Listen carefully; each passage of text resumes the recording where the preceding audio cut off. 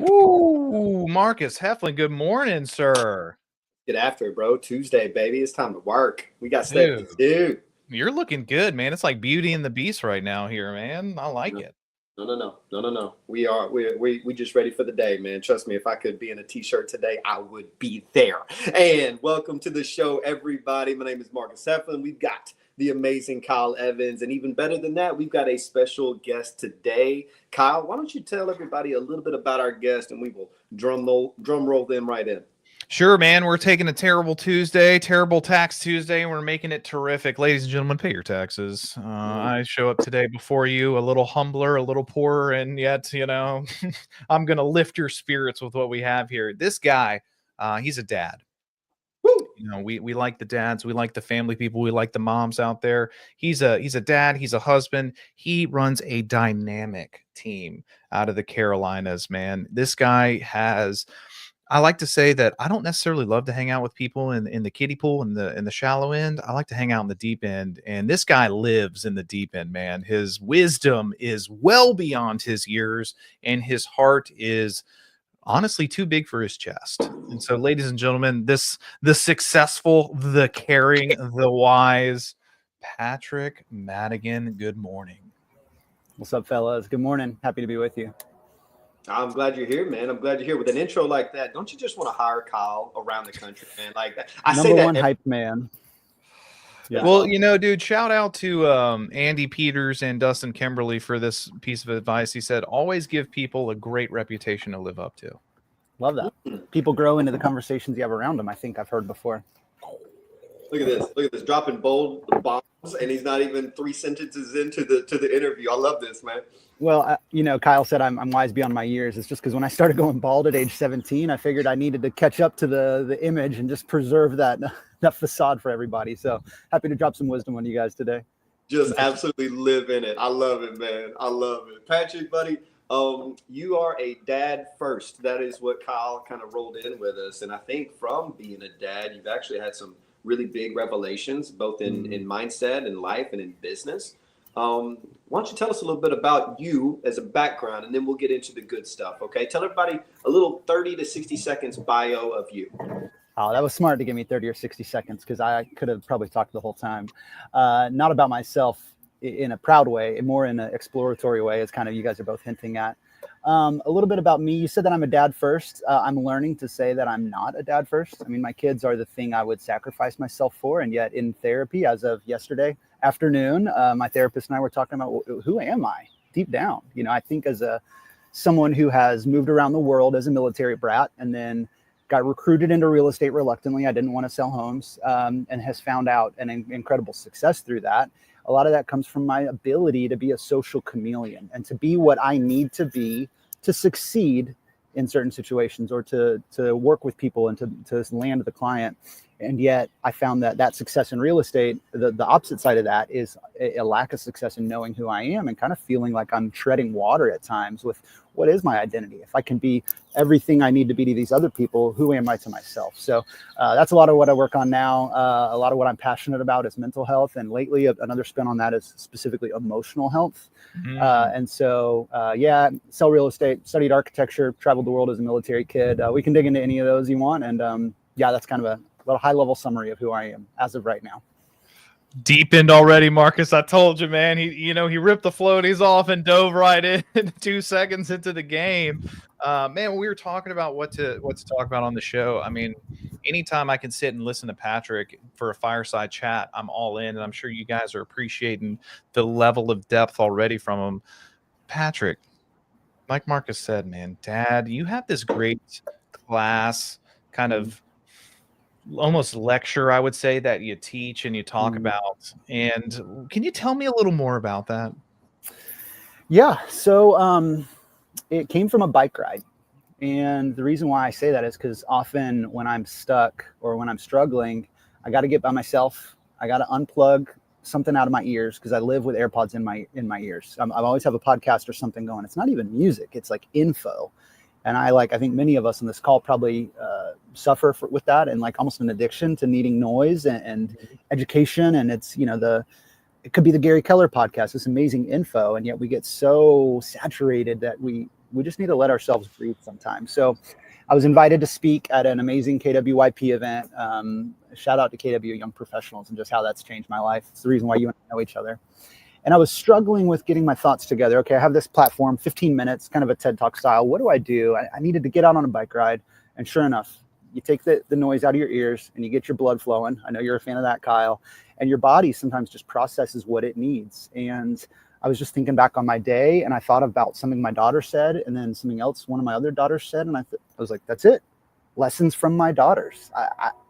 What else can I share that's more meaningful? You know, I was invited to speak. I wasn't invited to give a Kyle version or a Marcus version. I was invited to give the Patrick version of 15 minutes of what I can impart on these young professionals. And so I just brought what I was passionate about, and it's about digging deep into who you are, and because it's my journey, what I'm going through. So the first lesson from my daughter that really struck me and really opened up this talk was that one day, as a good dad, like all of us are, if you're a parent and you're a realtor or some sort of business owner, you're excited to raise a little entrepreneur, right? I think a lot of us weren't raised that way. We were raised to get good grades, get a good job, have a good life mentality. And a lot of us have so much freedom in real estate. And so I wanted my kids to, at an early age, to have that same mindset. And so one day when my oldest daughter was maybe 4 or 5, I asked her, I said, hey, what do you want to be when you grow up? Just like every good parent is excited about asking. And she looked at me kind of like offended. I was like, oh, but what? And I was like, oh, okay, whoops, sorry. What job do you want? What do you want to be when you grow up? And she goes, oh, I just want to be me. Oh. And bro, that killed me, man. I was like, hell yeah, you do. And I don't ever want to change that. And then one day I came home and she had a little sticky note on the fridge and it said, I just want to be me. And I took a picture of that. And that was kind of from there, I just kept my eyes open and my ears open for lessons I had already learned from them, and then new ones coming in. And there was one that I just added to the list a few weeks ago, actually. So it's up to 6 lessons now. But that first one was the one that kind of unlocked the rest of it for me. Man, that gave me goosebumps right out the gate, man. Like life is so simple. We overcomplicate it. 1,000%. How often do we want what's in the future versus enjoying what's the present? How often do we want the job after the job that we're not performing well enough in to earn the job because we're focused on the new job? Like, oh my gosh, Patrick, I love that, man. And I love that you go back to your focus right now is on mental and emotional well-being, health, going into that. It's so funny to me. I have a lot of people show up and they say, well, yeah, the mental health is good, but you know, I don't need to go to the gym, or I don't need to do this and the other. And Patrick, there's a nice balancing act between the physical body and the mental. It's all one unit. And I'm always a little flabbergasted, as we say in the South, that people are surprised when they're like, well, I will focus on my mental, and yet I'm not really feeling it. How do you balance physical, mental, the whole thing, and find your cadence? That's a good question. I think the first thing is just noticing, and it's noticing the blips when, you know, we all have our homeostasis, right? If you're talking physiologically, you know, we're all about 98 some degrees, and then sometimes our body goes up to 103, right? And you pay attention to that fever. I think we have emotional fevers too. When I respond in a way to my wife or my kids that's not typical, I'm like, oh, okay, then my body might be telling me something, that there's something going on here that's just not in equilibrium. So maybe I need more silence today. Maybe I'm overwhelmed with noise or to-do list. Maybe I need to take something off my plate because my schedule's too full. When I gave up the presidency of our KW Young Professionals chapter, it was one of the hardest things I've done because I loved it. And it's one of the things I've been most passionate about for years. And yet, as soon as I did, I realized that freedom of, oh, you know what? As good as this is, it's not my one thing. And my one thing is financial and calendar freedom to be with my family. And so I had to say no to one of the best things I've ever done, which was continuing to be the president of our YP chapter. So it could be that you need noise. It could be you need something off your calendar. It could be you need to move your body and maybe you've been too sedentary. Kyle and I were texting yesterday about some injuries. We'll call them upper 30s dad injuries that you sleep the wrong way or you sneeze the wrong way and then you're injured for a few weeks. So I've been training for a half Ironman triathlon, which is big for me to say. It's even intimidating for me to say it right now. And for the past 2 months, I've had an injury. My knee's been bugging me. And I've let that physical stagnancy creep into my mental mindset. And I've noticed I was stagnant. So yesterday before my therapy call, I was just in a shitty mood, to be blunt. And we're all adults here. We can talk like this. So apologize if this gets you guys in trouble with maps, but this is me speaking, not y'all. I was in a shitty mood, and I was like, you know what? I think I just got to get out and move my body a little bit. So I went on a walk, a 20-minute walk, which sounds so elementary and almost embarrassing to admit, and yet it's what I needed. So I got up and did another one earlier today than I would have usually gotten up, and I'm here on this call with you guys. And motion is lotion, or motion equals emotion, whatever you want to say, whatever phrase you want to say, is that it's working. So Marcus, to answer your question, how do you balance it? Just try to pay attention, and your body will tell you what it needs. Your mind will tell you what it needs. Your wife will tell you what she needs, and your kids will if you listen. Daddy, will you get off the phone, please? They're only going to ask you that once or twice before they stop asking. And if you're listening, that's your chance to grasp that opportunity. Go ahead. Patrick, there's some egos out there, or maybe some blind spots. Let me say that blind spots would be a better terminology, of people when their wife, their significant other, their kids approach them with that. They go, I gotta do this, right? They start to block out that noise. How did you condition yourself to listen and to? I love that emotional fever, right? And recognizing, hey, this isn't me. That's not how I normally. How did you invite that? How do you open up your mind for accepting? That's a good question. Partially it's practice, right? Anything can be learned. Anything that we do in life can be learned. For a while, I didn't think I had the leadership skill, right? It was a few years ago. I was building my team out, and I was like, that's just not me. And I thought, wait a second. I see some of these leaders out here, and I know they didn't. I could do better than them.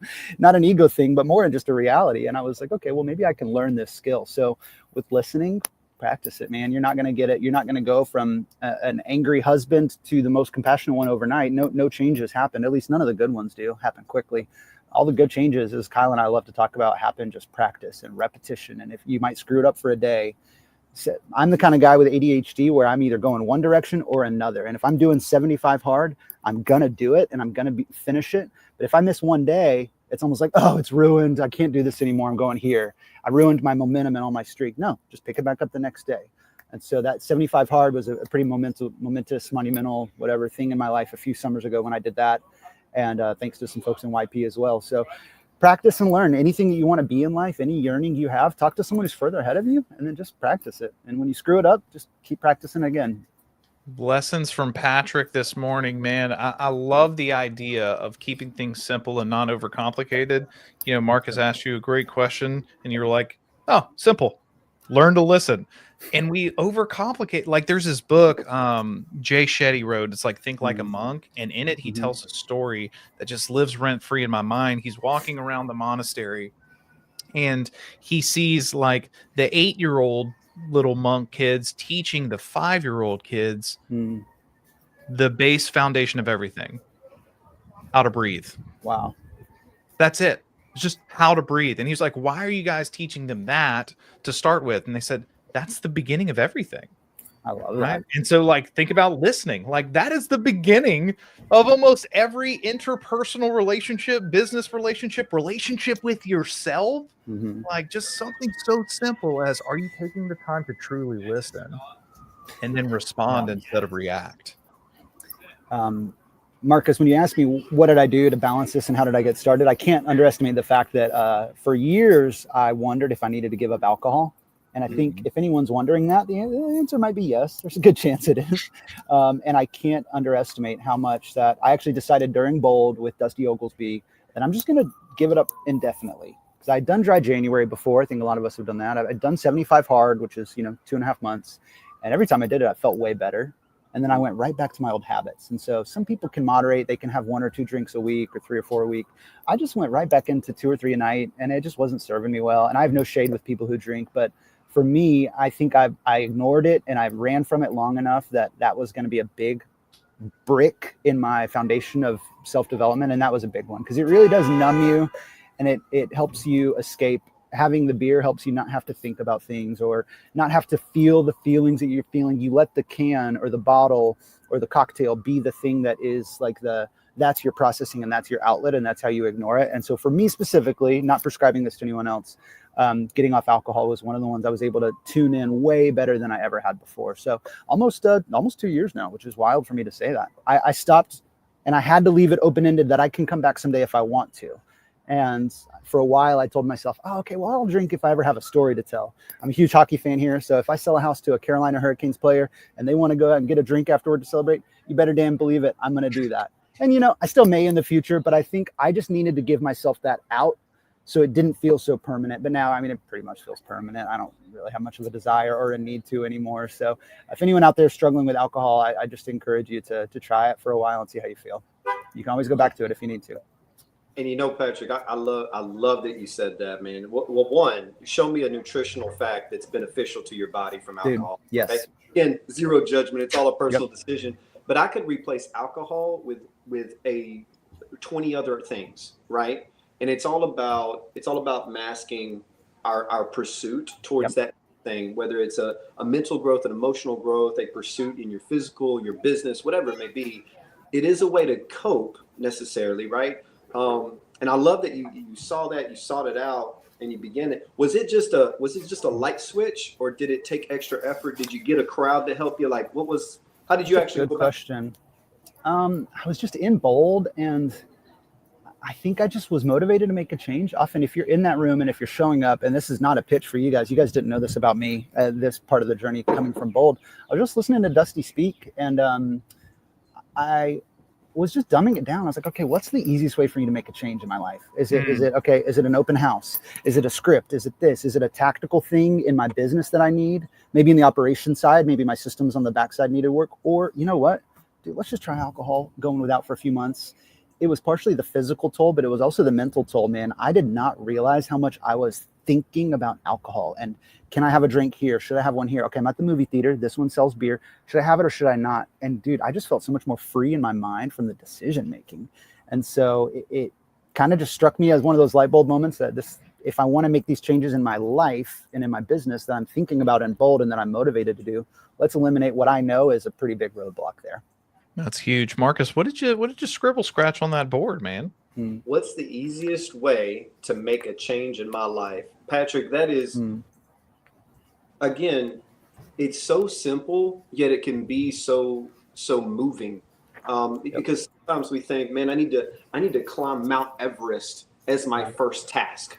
And I don't know if that's the best pursuit for a lot of people out there, because if I find the easiest thing to make a positive change in my life, that's kind of like it's kind of the same concept, at least follow me for a minute, of making your bed in the morning for that day. Like, that's an easy task to get a W and then move on. What's the easiest change you can make to make a positive influence in your life? Make that change, get that momentum, and go after the next thing that may be a little bit bigger or harder. But going after Everest on your first hike, I don't know, right? Yeah. Oh, now we're going board for board. Bring it, Kyle. So I don't even have to write this down because it's been living on the top of my board for about a month now, and I look at it every day, and it's in the same thread of this idea, and it's by Carl Jung, man. It says, until you make the unconscious conscious, it'll direct your life and you will call it fate.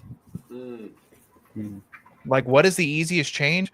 What are you not making conscious that is directing your life and you're calling it fate? Wow. Whiteboard Tuesday here, guys. Whiteboard Tuesday. Whiteboard Wednesday, man. We should have just moved this to tomorrow. That'd be a nicer. Patrick, when you're thinking about your mental growth and your emotional growth, will you ever arrive, or is that a lifelong pursuit? Now we're talking.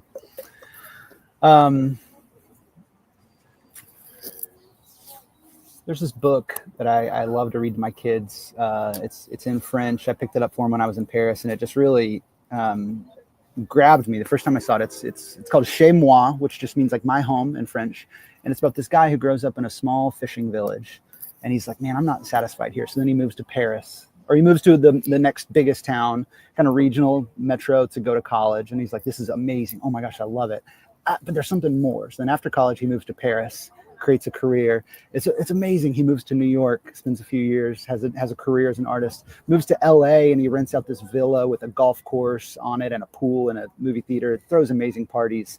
And then it ends up that he sees an ad in the newspaper one day, and he's still not satisfied with life. And he sees this house for sale in a little nobody fishing village on the coast of France. And he buys essentially what is his childhood home, and he goes back and retires there. And he says sometimes you have to travel the entire world just to figure out what's home, and it kind of is left open-ended in that he hasn't actually found his home, and it doesn't mean that you have to move back to your hometown, but that part of the journey is the home, and that we can get super metaphysical here and deep, but that really strikes me. And so the answer to that is I don't think I'll ever arrive. And then just that was many years ago. And then last weekend I was at a film festival here in Durham, North Carolina, right next to Raleigh. And there's a film about this Czechoslovakian photographer who lived during the Cold War and the Berlin Wall and all that. And the end of the movie ends with her saying, I don't think I'm ever going to stop asking myself who I really am. And I used to be terrified of that. And I told my therapist yesterday, I think it's kind of becoming who I am, is that I don't always know who I am. And there's a freedom in that. And there doesn't have to be a terror. Change the way you look at things, and the things you look at change. We've heard that one before. And so, I don't know that I'll ever find out. And there's a beauty in that too.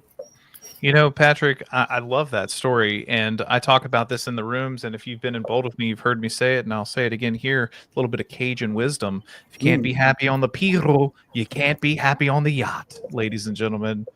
I love that. The destination fallacy, the achievement fallacy, the I need to be here, move here, do this, have this title, have a business that looks like this, then I'll be happy or satisfied or complete. It's going to always leave you empty, just like the story that you talked about. You want to know what I'm working on right now, what I'm practicing? Because I'm not good at it currently. And it really is hard for me, and it's a challenge. And it's like, it's easy to talk about the things we've learned, right? But we often don't talk about the ones we're working through. And it's mindfulness and being present.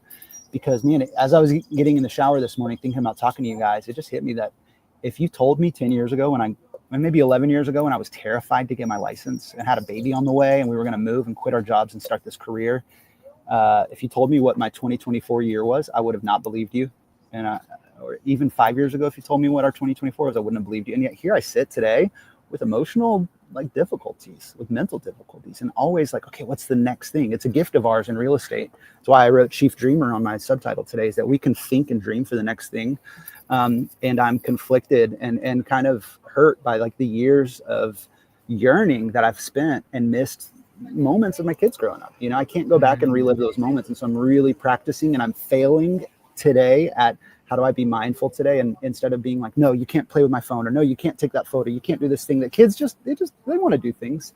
And instead, trying to just catch those moments. That's something I'm really practicing right now, to make sure I don't miss another 10 years of wishing I was somewhere else. And when I'm already beyond any dream I had 10 years ago. I love that, man. I love it. It's funny. You were talking earlier about you may not ever arrive, right? Mm-hmm. And yet, if you're never actually going to arrive, and the arrival is the journey, then technically you're already arrived. You're living in the moment. There right? There we go. You've already. Dude, you just got to snap, Marcus. You just got to snap, man. Well, the future creates anxiety. The past creates regret. And yet when you live in the moment, you find happiness. And if we're talking about arriving mentally and emotionally, happiness being that, congrats, guys. You're already there. Now, how do you move about it? And what do you like to improve upon, yet enjoy the journey?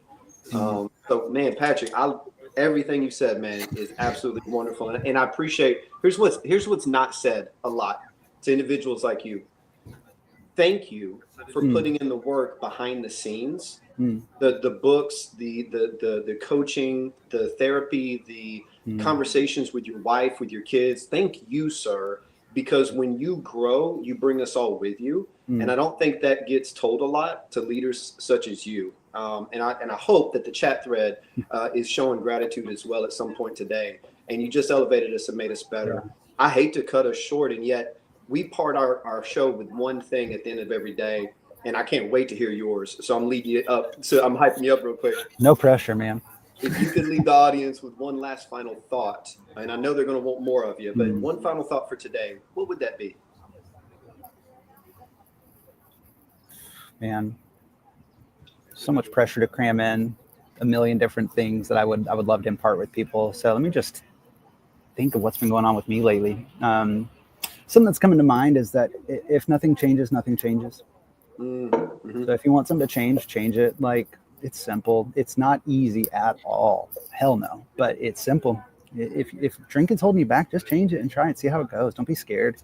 And if you're in a rut, if it's been, you had a month of consistent fitness and you have a day off, or you have a month of consistent lead gen and a day off, okay, great. Are you going to let that ruin more days, or are you going to let that be the end of it and then change your course the next day or the next moment? So right now you might need to take your AirPods out and get off Facebook and go 30 minutes of walking your dog and just let your mind breathe and notice things. You may need to have a conversation you've been avoiding today. So if you can choose to let that continue to cause havoc in your life, or you can choose to change it. So if nothing changes, nothing changes. Guys, Patrick Madigan out of Carolina is coming to drop some hammers on us. Hey, just be who you are. Yeah. Learn to listen. Be where your feet are. You will never arrive. Just great, absolute foundational things for you this morning on the G.R.O.W Show. Patrick, honored to have you in my circle, man. Honored to call you a friend. Thank you for pouring into our people today, man. Thank you. And Marcus, I want to reiterate back to you guys. Y'all don't get thanked enough for what you do. So I know you guys, what is this show? 200, what are we on 225, now? that 225, that Baton Rouge area code, ladies and gentlemen. That is not easy. As someone who has hosted regular interviews on a monthly basis, it's a lot of work. You guys have busy days, you have busy lives. So I know you don't get a lot of thanks for this or a lot of ROI other than your personal growth and maybe some business, who knows. But anyone who's on this chat, anyone who knows Kyle and Marcus, make sure you go out of your way to thank them for this hard work they're doing. Thank you, brother. We will see you very soon. And guys, let's go kill it this Tuesday. See y'all tomorrow. Go.